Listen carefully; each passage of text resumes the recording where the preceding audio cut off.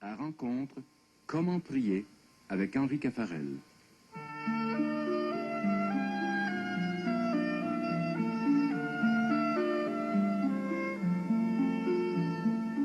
Pendant plus de 20 ans, Henri Caffarel a aidé des milliers de couples disséminés à travers le monde à vivre chrétiennement leur mariage. Il a développé à partir de là une réflexion spirituelle dont témoignent de nombreux ouvrages. Tout récemment, il publiait encore Au carrefour de l'amour. Élargissant cette expérience première, Henri Caffarel anime maintenant près de Paris un centre de réflexion spirituelle, véritable ashram chrétien. J'étais d'une famille catholique et j'ai vécu une jeunesse normale dans un collège tenu par des religieux maristes. Je pratiquais ma foi, mais ma foi c'était une pratique. Et puis, un certain mois de mars 1923, tout à fait par hasard, en lisant un livre qu'un camarade m'avait prêté, le Christ est devenu quelqu'un. Et je dirais que tout a été joué à ce moment-là. Il a été pour moi tellement quelqu'un que je ne me suis même pas un instant posé la question de savoir si je pouvais le suivre sur des voies diverses. Aussitôt a surgi cette pensée de cette route sacerdotale, pour le suivre, pour le trouver, parce que on le rencontre. Ce n'est pas pour autant que on le découvre. D'ailleurs, entre deux êtres humains, on n'a jamais fini de se découvrir. Ce Christ rencontré à l'âge de 20 ans, eh bien aujourd'hui, à 77 ans, je le cherche. Je le trouve, je le cherche davantage. Je le désire, mais dans la mesure où on le possède, on le désire davantage. Et voilà mon histoire. Mais quand vous dites quelqu'un, un personnage historique, ou quelqu'un vraiment qui vit pour vous d'une façon précise et concrète? Quelqu'un d'actuellement vivant, le grand vivant, et une personne. Et une personne à qui l'on dit « tu ». Entre moi et lui, c'est la relation « je tue ». Que de fois dans cette maison, je dis à ceux qui viennent, il ne s'agit pas avec le Christ d'avoir une relation jolie. Il est grand, il est admirable, il a fait de belles choses. Il s'agit d'avoir une relation « je tue ». C'est ça la prière, c'est ça la vie avec le Christ. Et toutes les fois que il n'est plus pour moi que quelqu'un admirable, mais qui s'intéresse à autre chose qu'à moi et à qui je ne m'intéresse pas directement, ce n'est plus le Christ vivant. Mais cette relation, vous voulez l'avoir, si j'ai bien compris, non pas comme certains cherchent à le faire actuellement par, disons, l'activité politique qui est si importante actuellement pour beaucoup de chrétiens, mais par une activité qui s'appelle, pour vous, la prière. Mais je ne poserai pas la question exactement dans ces termes-là. À partir du jour où on a rencontré quelqu'un, et où avec ce quelqu'un, c'est l'amour de votre vie, on vit avec lui. La vie chrétienne, c'est une vie à deux. Quand j'étais mobilisé pendant la guerre, la vie chrétienne, c'était d'être un soldat. Et quand je fais du sport, ma vie chrétienne, c'est de faire du sport. Quand je rencontre les ménages, ma vie chrétienne, c'est de dialoguer avec eux. Et puis quand c'est l'heure de la prière, ma vie chrétienne, c'est de prier. Mais toute la vie est une vie à deux. Et la prière, c'est simplement le temps fort de cette vie à deux. Toute la question est là. Est-ce une relation interpersonnelle entre soi et le Christ? Si oui, la vie chrétienne, c'est, comme je viens de vous le dire, cette vie à deux. Pourquoi avoir fondé une maison de prière? Eh bien, parce que, après m'être occupé pendant des années de ce ministère auquel je faisais allusion auprès des foyers, je me suis dit que, ayant atteint l'âge de 70 ans, il fallait que je passe la main à d'autres, à la tête de ces équipes Notre-Dame, et qui étaient devenues très importantes, 40 000 membres. Et il s'est trouvé qu'à ce moment-là, on est venu m'offrir la maison de Troussure. La maison de Troussure était autrefois animée par le père Doncoeur, un grand jésuite, qui d'ailleurs était allé au Canada, qui avait fait prêcher un célèbre carême. On est venu me l'offrir, il était mort depuis 3 ou 4 ans.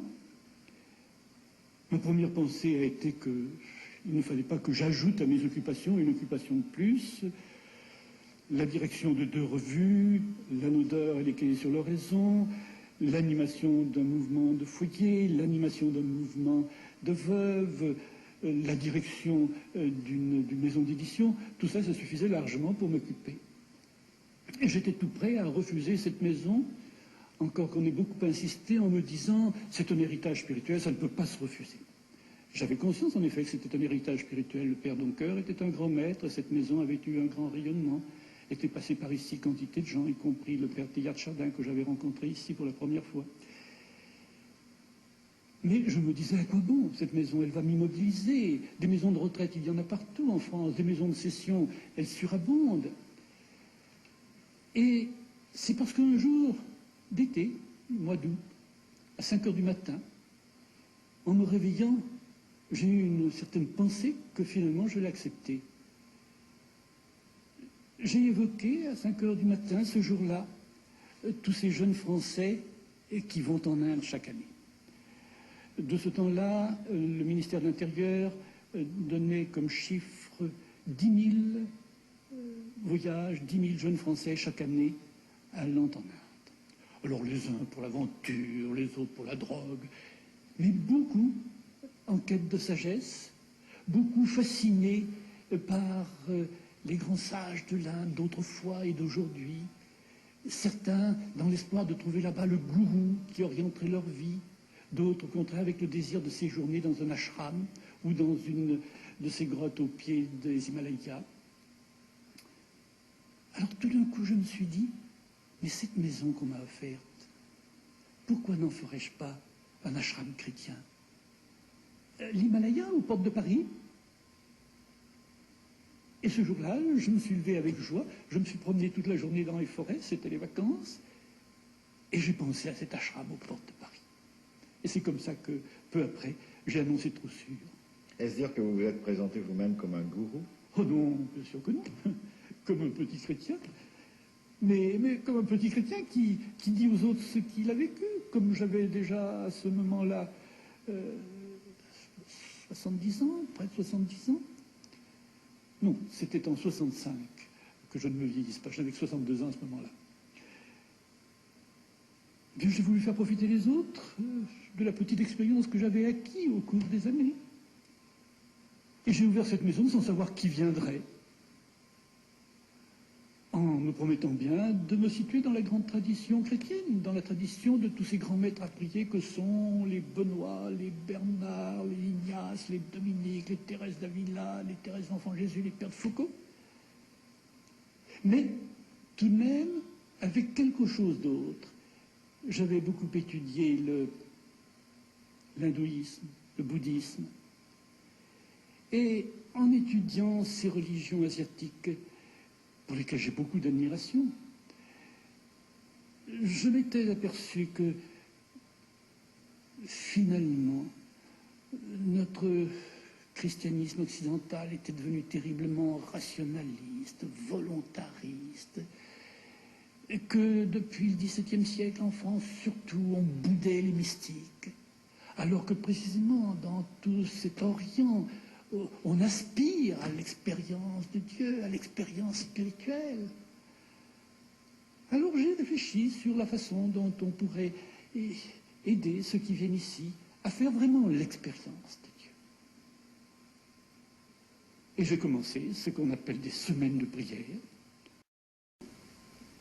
Vous avez dit tout à l'heure, n'est-ce pas, que beaucoup de jeunes vont en Inde pour y trouver la sagesse, n'est-ce pas, en quête d'une sagesse.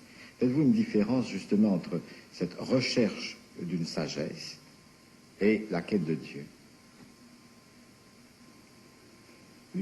C'est une question à laquelle il est très difficile de répondre en quelques instants. Que rencontrent-ils ces grands sages de l'Orient? Ceux qu'on appelle éventuellement des mystiques, parce qu'on parle quelquefois d'une mystique orientale et d'une mystique occidentale. On parle par exemple, n'est-ce pas, c'était très à la mode il y a quelques années, et ça l'est encore, n'est-ce pas, de cette recherche de la paix intérieure, n'est-ce pas? Est-ce que ce que vous appelez prière équivaut à cette paix intérieure? J'ai horreur d'une expression comme celle-là, parce que je crois que si on cherche quelque chose, on ne trouve rien. Et je crois qu'on trouve quelque chose que le jour où on se donne.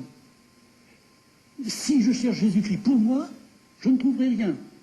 Mais Jésus-Christ l'a dit, qui perd son âme, la trouve. Si au contraire, vraiment, avec Jésus-Christ, j'ai une relation d'amour, extatique, de don de soi, de sortie de moi-même, alors je trouve Jésus-Christ et tout avec Jésus-Christ. Et je répète sans cesse à ceux qui viennent ici, vous perdez tout si vous cherchez quelque chose, même Dieu. Parce que c'est de la gloutonnerie, parce que c'est ce fameux désir dont le Bouddha nous disait qu'il fallait nous guérir. Seulement ce que le Bouddha ne dit pas et ce que je dis en tant que chrétien, c'est vrai, il faut aborder Dieu d'une certaine manière sans désir, même sans désir de lui. Il faut aborder Dieu parce qu'on l'aime, et quand on aime un être, on ne commence pas par le désirer, on commence par se donner. C'est donc dire qu'il y a un saut, un risque qu'il faut prendre, n'est-ce pas? Enfin, il faut se jeter à l'eau. Mais Parce que finalement, n'est-ce pas, si on ne le connaît pas, Dieu, si ce n'est pas révélé à nous, comment peut-on entreprendre cette démarche? il y a 1000 cas particuliers. C'est impossible. Regardez l'histoire des saints. Dieu a surgi dans leur vie au moment où ils s'y attendaient le moins. Regardez Saint Paul sur le chemin de Damas. Alors vous dites que c'est lui qui prend l'initiative, finalement. Il prend l'initiative et notre concours est également très important. Si je suis bloc de granit, la lumière ne pénétrera pas le bloc. Si je suis bloc de cristal, la lumière pénètre le bloc. Il est certain que, normalement, les dispositions comptent beaucoup.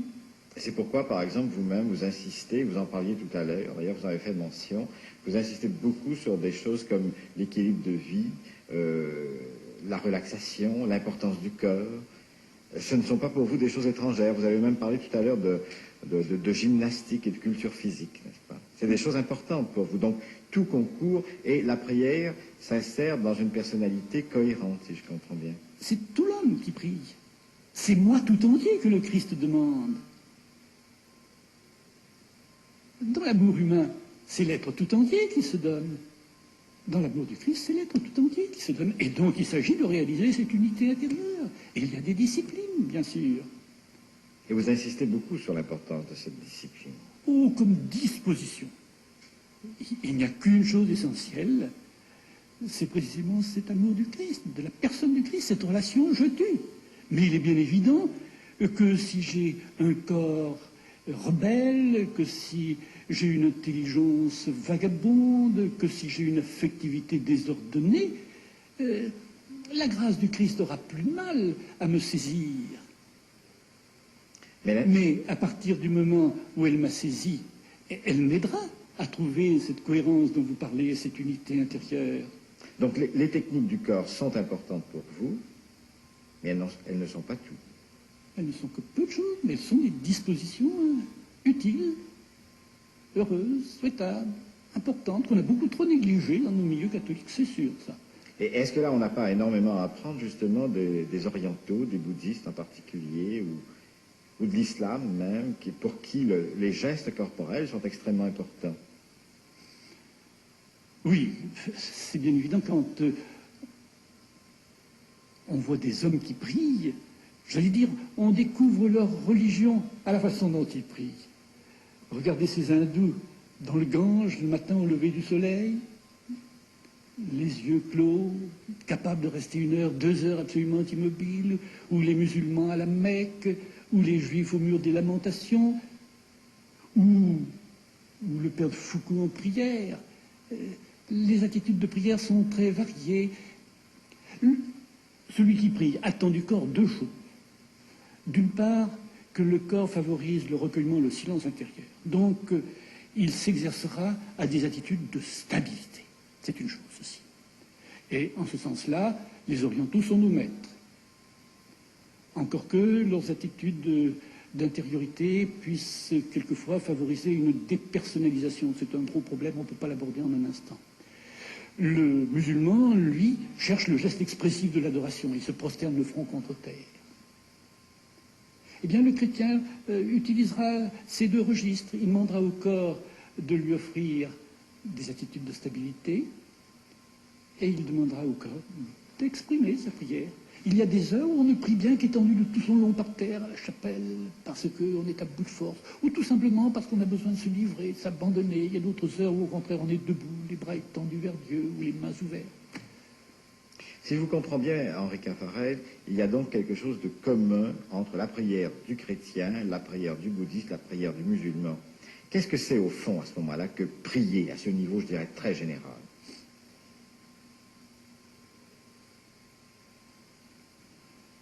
Il faudra d'abord distinguer entre les religions monothéistes, qui croient en un Dieu personnel, et puis celles qui ne le sont pas.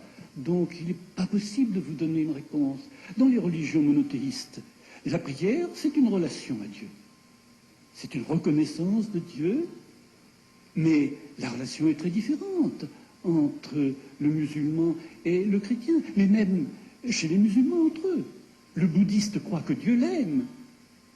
Le soufi croit que Dieu l'aime. Le musulman orthodoxe croit qu'il doit aimer Dieu, mais qu'il n'est pas question que Dieu l'aime. Alors, impossible de donner une définition. Mais pourtant, dans tous les cas, on parle de prière. Non, pas nécessairement. Non. En Inde, ils ne parlent pas de prière, ils parlent de méditation. Et la méditation, ce n'est pas du tout ce que nous appelons méditation. Ce n'est pas une réflexion.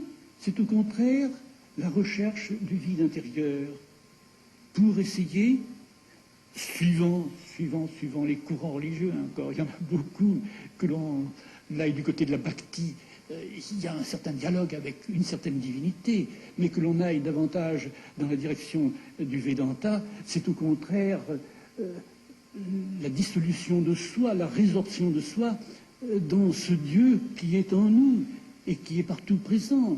Moi, je n'existe pas. Deviens ce que tu es, disent-ils. C'est-à-dire, laisse-toi couler au fond de toi-même jusqu'à ce que tu rencontres cette grande nappe qui sous-tend tous les êtres, l'âme du monde, et perds-toi dans l'âme du monde. Alors, vous voyez, parler de la prière, c'est difficile, car ce n'est pas la même définition qui convient pour parler de ces différentes formes de prière. Et qu'est-ce que c'est que la prière chrétienne? Qu'est-ce qu'elle a de spécial? La prière chrétienne, je vous l'ai dit, c'est cette relation personnelle avec Jésus-Christ. Et Jésus-Christ m'introduit dans sa relation personnelle avec le Père. Et l'Esprit Saint est le grand ouvrier de toute cette activité-là. Comment est-il possible alors d'apprendre à d'autres à prier? Est-ce que si c'est personnel, n'est-ce pas, comment cela peut-il s'apprendre? Comment peut-on enseigner aux autres à prier? Il ne s'agit pas tellement de leur enseigner à prier, il s'agit de leur révéler Jésus-Christ. Et encore une fois, en se disant bien qu'il faut que la grâce de Jésus-Christ intervienne. Mais enfin, c'est ça notre rôle. Malheur à moi si je n'évangélise pas, disait saint Paul. Donc, leur présenter Jésus-Christ dans cette pièce dans 3 jours, je leur dirai, je leur répéterai, vous êtes aimés, et vous êtes aimés personnellement. Et c'est cela qui change la vie d'un être. Le jour où ils découvrent qu'ils sont aimés de Dieu. Et je leur dis, vous êtes aimés de toute éternité, parce qu'en Dieu, il n'y a pas de succession dans le temps. Vous êtes aimés personnellement, et non pas d'une espèce d'amour anonyme, sans ça, ce ne serait pas l'amour.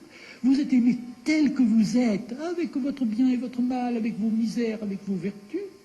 Et vous êtes regardés de ce regard d'amour dont parle l'Évangile, quand il note « Jésus le regarda et l'aima ». C'est la grande vérité à dire, à répéter. Ce dont tous les hommes ont faim et soif, ils ont besoin de découvrir qu'ils sont aimés d'un amour indécourageable, qu'ils sont aimés parce que cet amour découvre en eux quelque chose d'aimable, alors qu'ils s'entendent dire souvent qu'il n'y a rien d'aimable en eux, alors qu'eux-mêmes ne s'aiment pas eux-mêmes. La grande découverte, c'est ça dans la vie. Qu'est-ce qu'elle a changé, cette découverte, dans votre vie à vous? Eh bien, elle a fait que je me suis mis au service du Christ. Mais pourquoi ne pas vous être marié, par exemple? Pourquoi ne pas avoir exercé une profession? Je sais que vous avez voulu être avocat à certains moments. Pourquoi avoir choisi la voie du sacerdoce plutôt que la voie d'un engagement temporel? Eh bien, parce qu'à ce moment-là, j'ai pensé que ce Christ qui s'était fait connaître de moi, il pouvait se servir de moi pour se faire connaître des autres. Et j'ai pensé, j'ai entrevu que c'est une si grande chose de pouvoir parler de Dieu. C'est quelque chose de si immense que l'être humain puisse mettre sa parole au service du Dieu vivant pour essayer de faire entendre quelque chose de ce Dieu, de faire comprendre quelque chose de ce Dieu. Mais c'est vertigineux. Bernanos a une phrase à laquelle je pense souvent, parce que le grand danger pour celui qui parle et qui prêche, c'est finalement de mettre le disque parfois.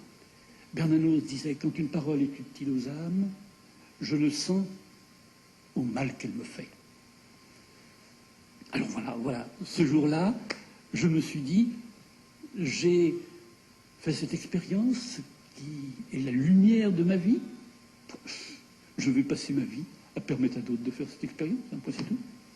À faire l'expérience de la diffusion de la parole de Dieu aussi.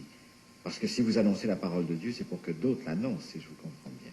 C'est pour que d'autres découvrent Jésus-Christ et qu'à leur tour, ils se fassent les haut-parleurs de Jésus-Christ ou les prophètes, c'est le même terme. Mais à ce moment-là, eux, j'imagine, dans la vie de tous les jours, dans la vie concrète, dans la vie engagée. Tout dépend. Ici, vous avez un jour un jeune étudiant, vous avez en même temps des gens mariés, vous avez un cardinal ou vous avez un trappiste, et ben, chacun selon sa vocation. Mais qu'est-ce que c'est justement à ce moment-là pour vous qu'une vocation personnelle? C'est ce que j'ai compris le jour du mois de mars 1923 dont je vous parlais tout à l'heure. C'est Jésus-Christ me faisant comprendre, j'ai besoin de toi là et pour cela. Qu'est-ce que vous pouvez ajouter à ce Jésus-Christ qui est intervenu dans votre vie, qui vous a fait mal et qui continue à vous faire mal, si je comprends bien? J'ajoute rien. Je parle de lui et je dis à tous ces gens qui nous entourent et qui n'ont pas de raison de vivre qu'il est la raison. Tant de gens sans raison de vivre. Je pose la question autrement, n'est-ce pas? Si Jésus a sauvé le monde, qu'est-ce que moi je peux ajouter à l'œuvre de Jésus-Christ? Si Jésus a prié d'une façon unique, qu'est-ce que ma prière ajoute à la prière de Jésus-Christ? Mais Jésus-Christ a sauvé le monde, oui, en droit. Il ne traite pas les hommes comme des robots. Il ne les sauve pas malgré eux. Il a besoin de leur concours. Il sollicite une liberté, j'allais dire, il s'agenouille devant l'homme, le Christ. Il le prie. Enfant, donne-moi ton cœur, comme il est écrit dans la Bible. Donne-moi ton cœur. Il ne vient pas nous l'arracher, notre cœur, dans l'amour humain. Prenez l'amoureux, le plus follement amoureux. Si la jeune femme en question ne veut pas répondre à son amour, ce n'est ni l'argent ni la violence qui conquérera le cœur de l'autre. Il faut la séduire, cette femme. Mais en quoi, si Dieu est Dieu, en quoi a-t-il besoin de me séduire? Mais parce que il veut que je sois grand. Or, la grandeur de l'être humain, c'est l'amour. Regardez le Christ et saint Paul. Pourquoi a-t-il séduit saint Paul? D'abord, parce qu'il avait besoin d'un collaborateur. Et puis ensuite, parce qu'il voulait resplendir en saint Paul. C'est pourquoi j'aime tellement les saints. Les saints, mais c'est le Christ aux 1000 visages. Il y a un visage de Christ qui nous est révélé par chaque saint. Jésus-Christ, pour moi, c'est pas seulement l'homme Jésus, mais c'est ce que je découvre de lui à travers saint Ignace, ou saint François d'Assise, ou le Père de Foucault, ou Thérèse de l'Enfant Jésus, ou Marie de l'Incarnation qui est allée au Canada. Chaque saint est un visage de Jésus-Christ. Et ce qu'il nous demande, c'est de représenter un aspect de son visage. Et chaque homme est pour vous appelé à la sainteté. Le grain de blé est appelé à devenir un épi. Mais que signifie alors pour vous l'engagement temporel? Il y a des êtres dont c'est la vocation. La vocation de travailler à ces tâches-là. Encore une fois, le Christ a besoin de disciples dans des domaines très variés. Ce sera l'homme politique. Vous avez peut-être lu ce petit texte de Jean Daniel, le directeur du Nouvel Observateur, disant de Clavel, qui au début les irritait tous parce que au milieu d'une réunion de conseil d'administration, d'une séance de rédaction, il disait « c'est l'heure d'aller à la messe, je m'excuse ». Et il méritait des colibés. Et puis un beau jour, comme le dit Jean Daniel, on s'y est fait et on a découvert qu'il vivait en présence de quelqu'un, qu'il était toujours accompagné. Et ben, on avait besoin que Maurice Clavel, à la rédaction du Nouvel Observateur, porte témoignage de ce Christ qu'il avait conquis et qui rayonnait à travers sa personnalité fougueuse. Je ne dis pas que c'était le modèle, le décalque du Jésus-Christ de Palestine, mais chacun de nous est une image du Christ, et avec ses richesses et avec ses défauts. Henri Caffarel, je vous remercie. Henri Caffarel a publié de nombreux ouvrages d'initiation à la vie spirituelle, dont 5 soirées sur la prière intérieure. Il dirige également un périodique, Les Cahiers sur l'oraison.